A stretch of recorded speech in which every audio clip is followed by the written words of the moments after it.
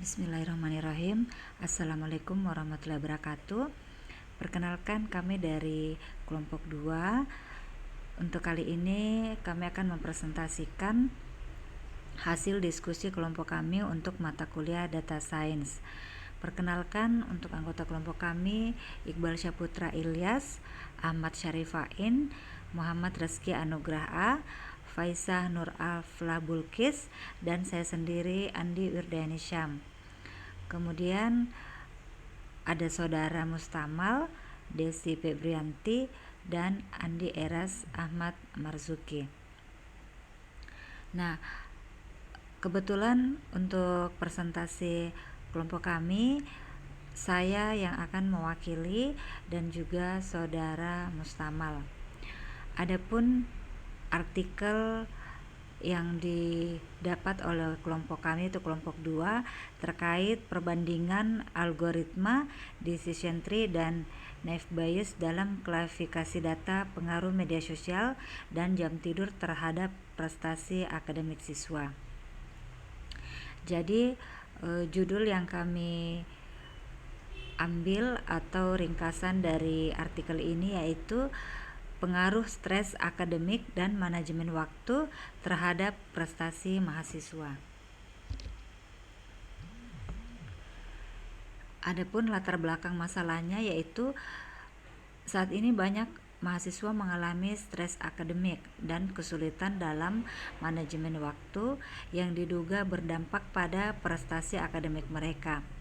Prestasi akademik siswa atau mahasiswa tidak hanya dipengaruhi oleh faktor internal seperti motivasi belajar, tetapi juga faktor eksternal seperti penggunaan media sosial dan pola tidur. Media sosial dapat mengganggu konsentrasi belajar dan mengurangi waktu tidur, sementara kurang tidur berdampak negatif pada kognitif dan daya ingat. Penelitian ini memanfaatkan teknik klasifikasi data untuk menganalisis hubungan kompleks antara variabel-variabel tersebut dengan membandingkan kinerja dua algoritma populer yaitu algoritma decision tree dan naive Bayes. Keseimbangan psikolog dan pengelolaan waktu yang baik sangat penting untuk mendukung keberhasilan studi mahasiswa. Meski telah banyak penelitian, pendekatannya masih terbatas. Klasifikasi data diperlukan untuk mengungkap pola tersembunyi secara lebih mendalam. Nah, adapun relevansi di dunia nyata yaitu satu, kesehatan mental, di mana pengaruhnya adalah tingkat stres tinggi dapat memicu gangguan mental.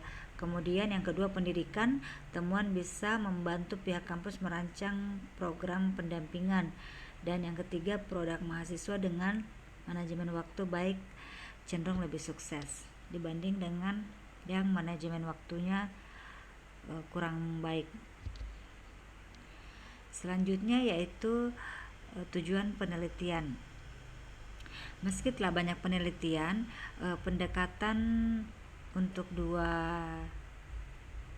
pendekatannya masih terbatas. Klasifikasi data diperlukan untuk mengungkap pola tersembunyi secara lebih mendalam. Oleh karena itu, penelitian ini menggunakan pendekatan data mining untuk mengklasifikasi pengaruh stres dan manajemen waktu terhadap prestasi akademik menggunakan algoritma decision tree dan naive Bayes. Penelitian ini bertujuan untuk mengeksplorasi pengaruh media sosial dan tidur terhadap prestasi mahasiswa melalui klasifikasi data guna mendukung keseimbangan kehidupan digital, kesehatan, dan pencapaian akademik. Dataset. Nah, penelitian ini juga menggunakan dataset terbuka dari Kaggle berjudul Pengaruh Medsos, Jam Tidur, dan IPK Mahasiswa yang kemudian diolah untuk dianalisis lebih lanjut. Metode penelitian ini menggunakan dataset dari Kaggle yang berfokus pada pengaruh media sosial, jam tidur, dan IPK mahasiswa. Setelah dataset diperoleh, data diolah melalui tahap pre-processing seperti mengganti nilai iya menjadi ya untuk memastikan konsistensi. Selanjutnya proses Preprocessing bertujuan untuk membersihkan dan menyiapkan data sebelum diklasifikasikan. Tahapan ini dilakukan secara sistematis agar kedua algoritma yang digunakan, yaitu decision tree dan Naive Bayes, dapat diterapkan pada data yang sama. Selanjutnya, penggunaan dua algoritma ini memungkinkan perbandingan efektivitas dalam memprediksi pengaruh media sosial dan tidur terhadap prestasi akademik mahasiswa. Dan hasil akhirnya diharapkan memberikan model klasifikasi dengan akurasi tinggi yang dapat mendukung pengambilan keputusan berbasis data dalam dunia pendidikan. Kita bisa lihat contohnya pada, maksud saya untuk gambarnya atau gambarannya seperti pengambilan dataset, prosesnya yaitu kemudian di preprocessing, kemudian kita bisa menggunakan algoritma yang mana, dan selanjutnya ada hasil. Selanjutnya yaitu metodologi. Penelitian ini menerapkan dua algoritma klasifikasi, yaitu decision tree dan Naive Bayes. Nah, sebelum kita lanjut, saya ingin jelaskan dulu apa itu decision tree dan Naive Bayes. Algoritma decision tree adalah algoritma atau metode klasifikasi berbentuk struktur pohon, di mana setiap simpul mewakili pengujian atribut dan daun menunjukkan hasil klasifikasi, dimulai dari simpul akar hingga simpul terminal. Algoritma ini mengubah data menjadi aturan keputusan. Keunggulannya terletak pada kemampuannya menyederhanakan proses pengambilan keputusan yang kompleks menjadi lebih mudah dipahami. Sedangkan untuk algoritma Naive Bayes itu klasifikasinya sederhana dan efektif, yang menghitung probabilitas suatu data termasuk dalam kelas tertentu berdasarkan fitur-fitur yang dimilikinya. Algoritma ini juga didasarkan pada asumsi independensi antar fitur, sehingga setiap fitur dianggap tidak saling mempengaruhi. Pendekatan ini memungkinkan perhitungan probabilitas secara efisien dan akurat. Dan meskipun modelnya bersifat sederhana, Naive Bayes ini banyak digunakan karena kecepatan dan keandalannya dalam menangani data teks maupun numerik. Jadi, sebelum proses klasifikasi, data terlebih dahulu diproses melalui tahap preprocessing yang mencakup pembersihan data dari nilai yang hilang, normalisasi data numerik, dan pengkodean variabel kategorikal agar dapat diolah oleh algoritma. Kemudian evaluasi model dilakukan dengan menggunakan confusion matrix serta menghitung matrik evaluasi seperti akurasi, precision, dan recall. Validasi model dilakukan menggunakan teknik cross validasi untuk memastikan hasil evaluasi lebih andal. Dataset diambil dari Kaggle atau pengaruh medsos, jam tidur, dan IPK mahasiswa, berisi variabel utama yaitu durasi penggunaan media sosial, jumlah jam tidur, prestasi akademik atau IPK, dan semester mahasiswa. Sebelum data diproses, peneliti membersihkan data terlebih dahulu. Langkah ini disebut preprocessing, yaitu memastikan tidak ada data kosong, menghapus data yang double, dan membuat data berada pada skala yang sama agar perhitungan lebih akurat. Setelah itu, data dibagi menjadi data latih untuk melatih model dan data uji untuk mengecek hasil prediksi. Nah, selanjutnya untuk slide berikutnya akan dipresentasikan oleh rekan saya, Saudara Mustamal. Assalamualaikum warahmatullahi wabarakatuh. Terima kasih atas kesempatan yang diberikan.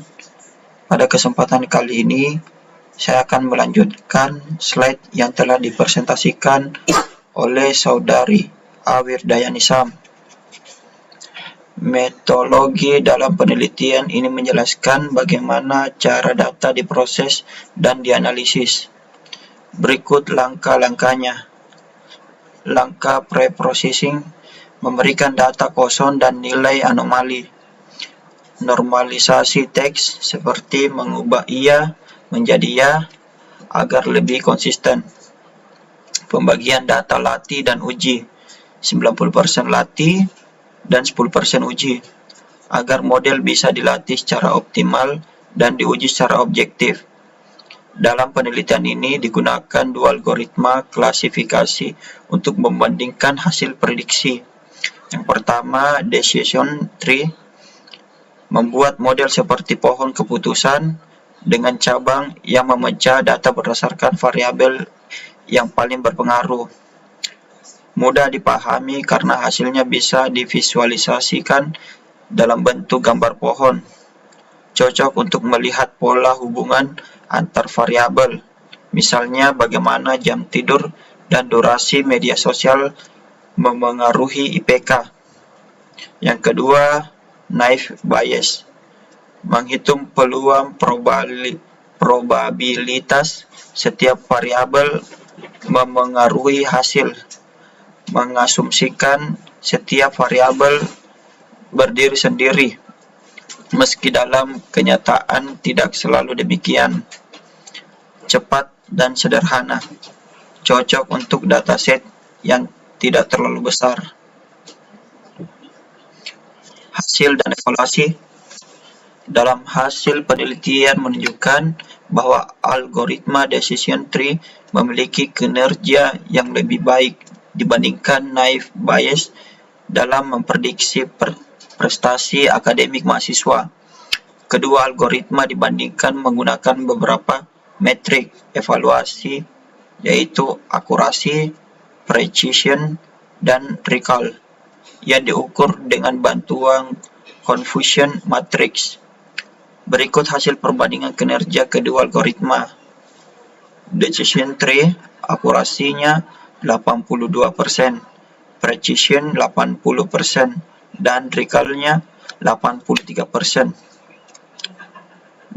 Naive Bayes, akurasi 75%, precision 72%, recall 78%. Jadi metrik evaluasi yang digunakan meliputi akurasi, yaitu persentase prediksi model yang benar dari seluruh data. Precision, yaitu seberapa tepat model memprediksi mahasiswa yang benar-benar memiliki prestasi tinggi. Recall, yaitu kemampuan model menemukan semua mahasiswa yang benar-benar berprestasi tinggi. Confusion matrix, yaitu tabel yang menunjukkan jumlah prediksi benar dan salah, sehingga membantu melihat detail kinerja model. Selanjutnya, kesimpulan dan saran. Penelitian ini menunjukkan bahwa decision tree lebih unggul dalam mengklasifikasikan pengaruh media sosial dan jam tidur terhadap prestasi akademik karena kemampuannya menangani hubungan non-linear. Sementara itu, naive Bayes tetap berguna dalam skenario tertentu, terutama jika fitur data memenuhi asumsi independensi pemilihan algoritma yang mempertimbangkan karakteristik data dan tujuan analisis. Ringkasannya, hasil utama, stres akademik dan manajemen waktu, yaitu penggunaan media sosial dan jam tidur, berpengaruh signifikan pada prestasi mahasiswa. Decision tree memiliki akurasi 82%, lebih tinggi daripada naive Bayes, yaitu 75%. Decision tree direkomendasikan sebagai model prediksi karena mudah dipahami dan hasilnya lebih akurat. Saran pengembangan ke depan, gunakan dataset yang lebih besar dan lebih beragam untuk hasil yang lebih valid. Tambahkan variabel lain seperti dukungan keluarga, aktivitas organisasi, atau kondisi psikologis mahasiswa. Coba algoritma lain seperti random forest atau model Ensemble untuk meningkatkan akurasi. Lakukan simulasi lanjutan dengan Python untuk visualisasi model agar lebih mudah dipahami. Selanjutnya, kritik dan opini kelompok. Secara umum, kelompok kami menilai artikel ini menarik dan bermanfaat karena membahas topik yang memang sering terjadi pada mahasiswa, yaitu pengaruh stres, jam tidur, dan media sosial terhadap prestasi belajar. Metodologi yang digunakan juga jelas, serta perbandingan antara decision tree dan naive Bayes membuat hasilnya lebih meyakinkan dan mudah dipahami. Meskipun begitu, ada beberapa hal yang menurut kami bisa ditingkatkan, seperti dataset masih terbatas, sehingga sebaiknya ditambah agar hasil lebih akurat. Variabel penelitian bisa diperluas, misalnya dengan faktor motivasi belajar atau dukungan keluarga. Penelitian akan lebih baik jika mencoba algoritma lain, seperti random forest, untuk melihat hasil yang lebih akurat. Selanjutnya, simulasi. Sebagai bagian tambahan, kelompok kami membuat simulasi sederhana untuk memperlihatkan bagaimana model decision tree bekerja dalam memprediksi prestasi mahasiswa berdasarkan durasi penggunaan media sosial dan jam tidur. Simulasi ini dibuat menggunakan Python dengan bantuan scikit-learn untuk membangun model, lalu hasilnya divisualisasikan dalam bentuk pohon keputusan dan confusion matrix. Beberapa langkah simulasi: mengimpor dataset dan melakukan pre-processing sederhana, membuat model decision tree, menampilkan hasil prediksi dan akurasi, visualisasi pohon keputusan agar pola hubungan antara variabel lebih mudah dipahami. Simulasi ini mendukung hasil penelitian dan dapat digunakan untuk membantu mahasiswa memahami bagaimana machine learning dapat memprediksi prestasi akademik. Mungkin itu saja yang bisa kami sampaikan. Lebih dan kurangnya mohon dimaafkan. Wabillahi taufiq wal hidayah. Wassalamualaikum warahmatullahi wabarakatuh.